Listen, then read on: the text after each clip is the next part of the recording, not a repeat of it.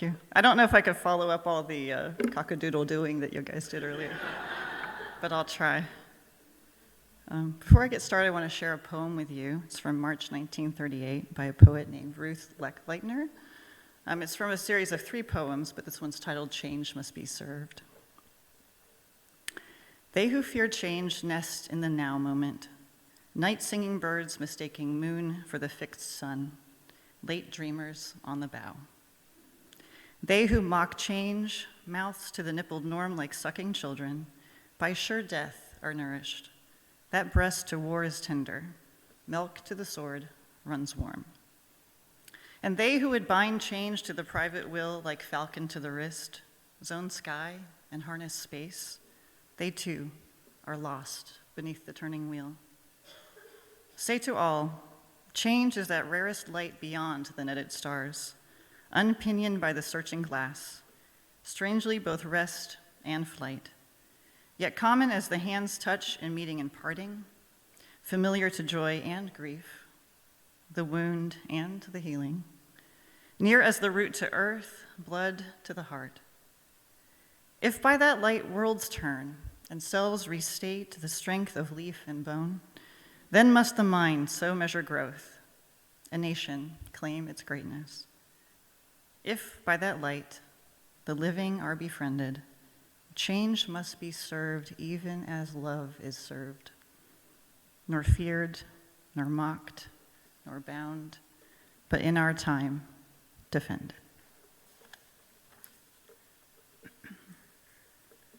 Thank you. On Wednesday, June 14th, the community of Liberty Hill gathered for the regular meeting of their city council. By all accounts, this was a typical June evening in the small Texas town, located 30-some-odd miles northwest-ish of Austin, a town whose slogan reads, "Small town, big heart." And those gathered among the standing room only crowd observed and partook in the usual council business. They were called to order. They recited the Pledge of Allegiance and the pledge to the Texas flag, all business as usual.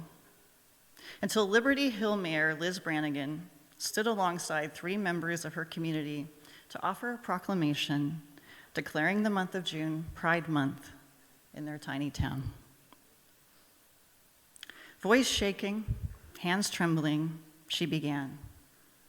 Whereas Liberty Hill is a loving and family-centered community, and whereas Liberty Hill is an inclusive and supportive community, and as she spoke, members of the crowd cursed audibly under their breath. Others loudly weaponized their own faith in rebuke of her words. But Brannigan continued, still shaking, as the 3 community members standing beside her clasped hands silently. Whereas we value all of our citizens because of the unique and precious nature of all God's children, and whereas we oppose hate, abuse, discrimination, or bullying of any person, and more jeering came from the crowd. Now therefore I, Liz Brannigan, as mayor, do proclaim the month of June as Pride Month in Liberty Hill, in harmony with the larger community of the United States. Though they jeered, mocked, complained, and warned her of God's wrath, Mayor Brannigan chose to stand with her whole trembling being before an angry crowd of her own townspeople and love anyway. Sadly, such tense scenes play out each day in our nation, our state, our communities, our school boards, our city councils, our libraries, for some of us, our homes. Cultural backlash feeds on and into political backlash as tensions and anger and fear grow and grow. And much like Don Pepe's laws and the story that Marguerite shared with you earlier in the service, we are witnessing a fire hose of regressive laws being introduced and passed, hard-won protections being removed for vulnerable communities, Supreme Court decisions stripping reproductive rights, non-discriminatory protections, affirmative action, a steady drip of media pundits stoking outrage to prime the pump for more hatred and more regressive laws. Concerned moms and dads on TikTok, Twitter, and YouTube, and in school board meetings fighting to protect their children from accurate history, from diverse books, and from acknowledging the inherent worth and dignity of all of our human siblings, and even just the recognition that one does not have to be the target audience for everything. In the relentless and fascistic zero-sum game of Christian nationalism. As the Reverend Cecilia Kingman shared in this year's Berry Street essay, which focused on fascism as a tactic of power as much or even more than merely an ideology, it may feel like everything is chaotic and that we are struggling on many fronts, but in actuality, it is all connected. And that sense of chaos is also a tactic. Fascists want us overwhelmed and exhausted. And now in the midst of the overwhelm and the exhaustion, we asked ourselves, how do we ground our well-being without retreating? Without throwing our hands in the air and proclaiming it's just too much. We can't, we won't. It can be tempting to respond to this overwhelm by pumping the brakes on doing the work of collective liberation. To err on the side of the white moderate in Martin Luther King Jr.'s letter from a Birmingham jail and call for a delay until a more convenient season. While offering the illusion of safety, the stifling of liberatory change endangers our communities, both within and without. Such a mindset that deprives us of our collective safety and places bounds on our generosity comes from a fear of and a need to impose bounds on change that poet Ruth Leitner addresses in that poem I just read. Leitner, whose poem was published in March 1938, about a year before the start of World War II, and a few years shy of the end of the Great Depression, is described by Alex Goody as being feminist, anti-war, anti-fascist, anti-capitalist, and concerned with the dispossessed and disavowed urban and rural poor. And Carrie Nelson terms her a part of a collaborative critique of Depression-era capitalism and a collective call for revolutionary change.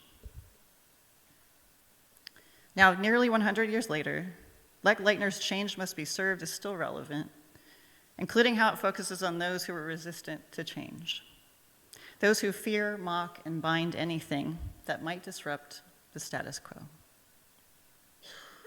Leitner describes those who fear change as nesting within the status quo, and in doing so, they have missed the sunrise of change, being ever focused on a source that does not offer its own light, but instead a dim reflection. The day has left them behind. We see the reflections of those who mock change and the hatred and violence that erupts and lashes out in service and protection of the status quo, insisting that all subscribe to the way things have always been or the way things used to be, and labeling as deviant all who fail to abide by those parameters, failing to recognize that this cultural violence of death also harms those who drink of its milk. We see those who bind change in positions of power, lobbying for and enacting laws and policies to keep change on a leash, suppressing difference and liberation. And before we swing too widely into us versus them territory and consider Leitner's fearers, mockers, and binders as someone's other than ourselves, we can take time to notice in our own selves and in our own treasured institutions and communities changes that we fear, shifts that seem too large, too fast, too beyond our settled norm. Even within our own denomination, we experience the pains of growth. Again, in her Berry Street essay, Reverend Kingman notes that Unitarian Universalism is currently in a moment of major theological transformation and institutional reform. This transition is causing a backlash within our congregations and among some colleagues, and some are responding to these shifts with anxiety and conflict. The wheel of change turns. How will we respond? Leitner graciously acknowledges that change is not without its birthing pains. We must acknowledge this discomfort even as we do not allow that discomfort to push us into complacency. Reverend Kingman tells us that we need to remember that liberation is costly, that it is sometimes quite painful to let go of the old worldview. It can be terrifying. However, as Leitner notes, we grow through change, personally and communally. Change brings strength, and she urges us to serve it. As she says, if by that light the living are befriended, change must be served even as love is served. Nor feared, nor mocked, nor bound, but in our time defended. We face a choice: fearing, mocking, and binding, or befriending, serving, and defending. And perhaps that choice seems straightforward, or we hope for it to be. But what does it actually look like to befriend, serve, and defend liberatory change in the midst of our current circumstances? Befriending change is interpersonal and intrapersonal work. It is reflective and reflexive. It is the work of recognizing and acknowledging the walls of safety that we have erected, be they literal or spiritual or institutional, systems that we have taken for granted because maybe they have worked for us before, especially if we're operating from a place of privilege. Systems such as the courts, the ballot box. And as Reverend Kingman shares again in her essay, it is vital to understand that we are past the point of voting fascists out. Voting is important, but our immediate moral obligation is to help people out of the path of direct harm. Befriending change requires recognizing when new tactics and new voices must be centered. This requires the humility to listen, to learn, and to figure out whose voices are missing from the conversation, and to resist the urge to talk over or for them. To recognize our interconnectedness and to embrace change, liberatory change, requires of us a befriending of the ways of being that may take us out of our comfort zone for the good of our shared future. Befriending change means imagining and envisioning together. Even in the midst of the, it can't be done, and it's never been done, and the backlash that makes it ever harder to bend the arc of the universe towards justice. Befriending change says let's imagine together what could be possible, what must be possible. In serving change, we hold the rest and flight and the joy and grief of change and tension. Serving change holds space for grieving those institutions and ways of being that no longer serve us or have never served so many of us and our siblings. It holds space for grieving the losses experienced at the hands and policies of those fearing, mocking, and binding change, even within ourselves, while holding space for moments of joy and delight and even the small victories, the wound and the healing, joy and grief. We build muscle memory for this work each Sunday morning when we hold a moment for joys and concerns, holding space for our life's changes and transitions, sharing the breath and heart of community. Serving change is our breathing space, our room to experience and tend to our collective humanity and vulnerability, and preparation for and awareness of its echoes in the world beyond these walls. And defending change, this is where we show up, where we demonstrate the power of that showing up. I'd like to go back to the story I led this sermon off with Mayor Liz Brannigan and how she showed up. A young person in her community lost his life to suicide shortly after coming out to his family and peers. So relentless was the bullying and exclusion he experienced in his community that he lost his life. Mayor Brannigan could have met with the family privately to offer her condolences and support, staving off any potential ire or backlash from the larger community. But she chose to stand up, trembling, in front of a room filled with fearers, mockers, and binders of change, some of whom may have raised their own children to bully the young man who died, and others like him, if not directly, but by example. Mayor Brannigan stood up and defended the LGBTQ+ members of her human family, defended the call to change from ignorance and intolerance to embrace and understanding.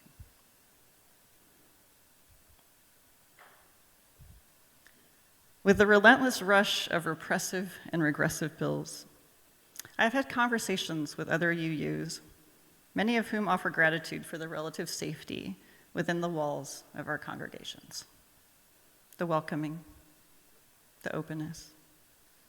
Some express worry that the hate that has been showing up on the outside will begin to target us as well.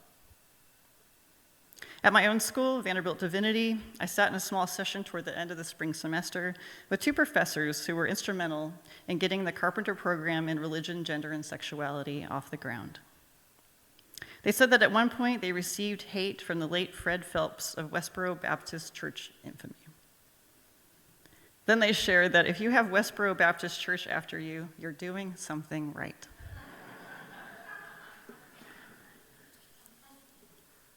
So I told my UU conversation partners, just as I will tell you today, yes, we may get targeted for defending change and our shared humanity, but now is not the time to cower. Better to be targeted for doing the right thing than to be safe for staying out of it. To be safe by quietly offering support only inside the walls in order to fly under the radar on the outside. Being a welcoming congregation and denomination requires defending liberatory change. And defending change takes place both within and outside our walls. And from what I know and what I've learned, First UU is a congregation full of folks who show up. There are many ways you show up. But let us challenge one another to reflect on the where and how we are showing up, especially if we hold any sort of privilege in comparison to those being attacked from all sides. Many of us have had the privilege of years to catch our breath. Now we must help each other, especially our marginalized and vilified siblings, to catch our breath and to reclaim our silenced voices by living into change, not cowering from it. Now is the time to use that breath and those voices in service of change, in defense of our shared humanity. Let us recognize the power we wield, individually and collectively, as we work together to birth a more just world. Amen and blessed be.